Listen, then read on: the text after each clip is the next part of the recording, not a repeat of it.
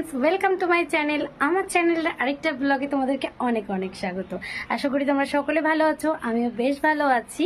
সামনেই রথযাত্রা, তাই তোমাদেরকে আজকে জগন্নাথ দেবের প্রিয় 56টা ভোগের মধ্যে দুটি রান্না তোমাদেরকে আজকে করে দেখাবো। তো তোমরা প্লিজ ভিডিওটাকে একদম স্কিপ করো না, পুরোটা দেখতে থাকো। আর যারা আমার চ্যানেলে নতুন তারা প্লিজ আমার চ্যানেলটা সাবস্ক্রাইব করো, আমাকে সাপোর্ট করো। তো চলো রান্নাটা করি। জগন্নাথ দেবের প্রিয় 56টি ভোগের মধ্যে প্রথম ভোগ বানাবো আজকে আমি কণিকা। এখানে আমি ইউজ করেছি 200 গ্রাম মতো বাসমতি চাল। চালকে আমি ভালো করে ধুয়ে নিয়েছি দুবার জল পাল্টে। তোমরা চাইলে এখানে কিন্তু গোবিন্দভোগ চাল দিয়েও মহাভোগের প্রসাদ রান্না করতে পারো। চালগুলোকে ধুয়ে নেবার পরে ভালো করে জল ঝারিয়ে চালগুলোকে আমি একটা প্লেটের মধ্যে ছড়িয়ে নিচ্ছি, যাতে চালের মধ্যে থেকে কোনো রকম জলগুলো না থাকে, যেটাকে থাকবে সেটুকু যেন শুকিয়ে যায়।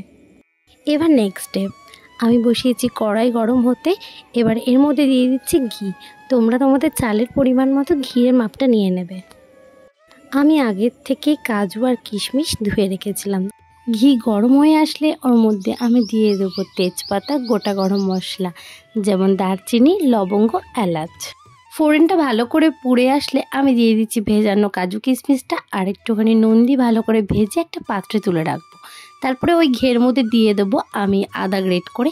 আপনারা চাইলে কিন্তু আদা বাটাও এখানে ইউজ করতে পারেন। আদার থেকে কাঁচা গন্ধটা চলে গেলে আমি এখানে দিয়ে দেবো ভিজিয়ে জল ঝরানো চালটা।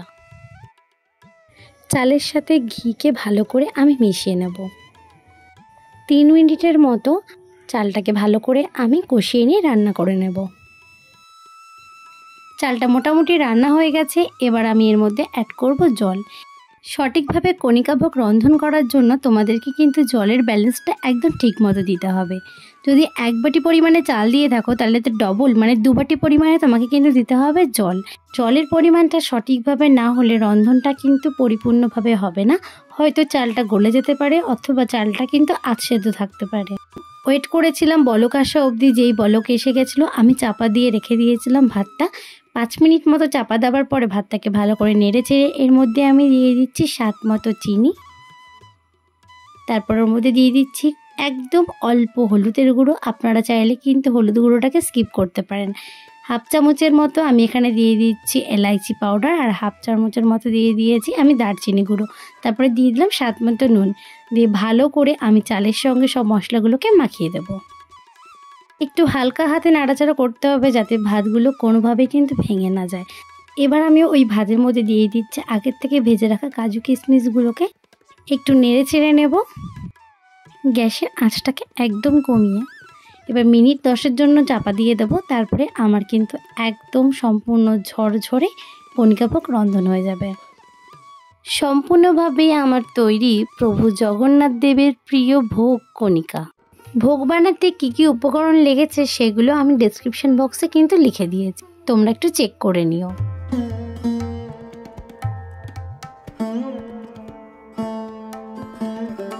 প্রভু জগন্নাথ দেবের 56টি ভোগের মধ্যে প্রথম ভোগ বানিয়েছিলাম আমি কণিকা। এবার পালা দ্বিতীয় ভোগের। এই ভোগের নাম বল্লভ। আপনারা একে জগন্নাথ বল্লভও বলতে পারেন। এই ভোগের জন্য প্রথমেই আপনাদের কড়াইতে দিয়ে দিতে হবে ঘি। ঘিটা গরম হয়ে আসলে দিয়ে দিতে হবে পরিমাণ মতো আটা। আটার সাথে ঘিকে ভালো করে মিশিয়ে নিতে হবে। প্রয়োজন হলে আরেকটু ঘি কিন্তু আপনাকে অ্যাড করতে হতে পারে। ভালো করে ধৈর্য ধরে একটু মেশাতে হবে আর অপেক্ষা করতে হবে কালারটা চেঞ্জ হয়ে যাওয়ার জন্য। অনেকটা কালচে প্রকৃতির কালার আসবে। সেই সময় আমি গ্যাসটা বন্ধ করে এটাকে একটা পাত্রে আমি ঢেলে নেব। এবার পালা দ্বিতীয় পর্যায়ের। দ্বিতীয় পর্যায়ে আমি গ্যাসে বসিয়ে দিয়েছি একটা পাত্র এবং এই পাত্রটা গরম হয়ে আসলে আমাকে দিয়ে দিতে হবে এর মধ্যে দুধ। দুধটাকে ভালো করে ফুটিয়ে নিতে হবে। 2 থেকে 3 বার দুধটা ফুটে এসে বলক আসলে আমাদের দুধটা কিন্তু সম্পূর্ণভাবে রেডি। এবার ওই আটার মিশ্রণটাকে হাত দিয়ে একটু ঝরঝরে করে নিতে হবে। তারপরে দুধের মধ্যে আটার মিশ্রণটা অল্প অল্প করে ঢেলে দিয়ে আমি একটা খুন্তির সাহায্যে ভালো করে নেড়ে চেড়ে নেব। এমনভাবে নাড়তে হবে যাতে তলায় একদমই লেগে না যায়। দুধের সাথে আটার মিশ্রণটা ভালো করে মিশিয়ে নিয়ে এবার আমি এর মধ্যে দিয়ে দিচ্ছি চিনি। চিনির পরিমাণটা সম্পূর্ণ আপনার নিজস্ব মত অনুসারে নেবেন। এবার আমি অ্যাড করছি 1 চামচ মতো ইলাইচি পাউডার দিয়ে ভালো করে মিশ্রণটা মিশিয়ে নিয়ে গ্যাসটা আমি অফ করে দেবো। দেখবেন একদম তাওয়া থেকে উঠে আসছে, তার মানে আপনার মিশ্রণটা একদম রেডি। এবার একটা প্লেটের মধ্যে আমি ভালো করে ঘি ব্রাশ করে নিচ্ছি। ব্রাশ করা হয়ে গেলে কড়াই থেকে মিশ্রণটা তুলে নিয়ে এসে প্লেটের মধ্যে দিয়ে হাতে একটু ঘি ব্রাশ করে নিয়ে হাত দিয়ে একটু চেপে চেপে মোটামুটি চৌকো আকৃতির শেপ দেওয়ার চেষ্টা করবে, তবে কিন্তু ওই বরফিটা কাটতে খুব সুবিধা হবে। আমি আধ ঘন্টা মতো নর্মাল টেম্পারেচারে রেখেছিলাম কিছুটা সেট হওয়ার জন্য। তারপর একটা চামচের সাহায্যে নিজের ইচ্ছা মতো কালাকাত অথবা বরফির সাইজে কেটে নিতে পারেন। ঠিক মতো ঠান্ডা হয়ে আসলে কিন্তু কাটতে কোনো অসুবিধাই হবে না। প্রভুর ভোগের একটু পরিবেশন সুন্দর করার জন্য আমি ওপরে একটা করে কিশমিশ দিয়ে দিলাম। তারপর প্রভুর ভোগটাকে আমি সুন্দরভাবে সাজিয়ে দিলাম।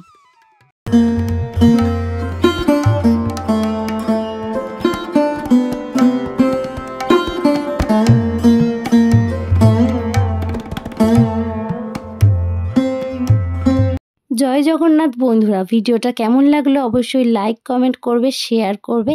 আমার চ্যানেলটা সাবস্ক্রাইব করে বেল নোটিফিকেশনটা অন রাখবে। দেখা হচ্ছে জগন্নাথ দেবের আরও ভোগের সাথে। Thank you.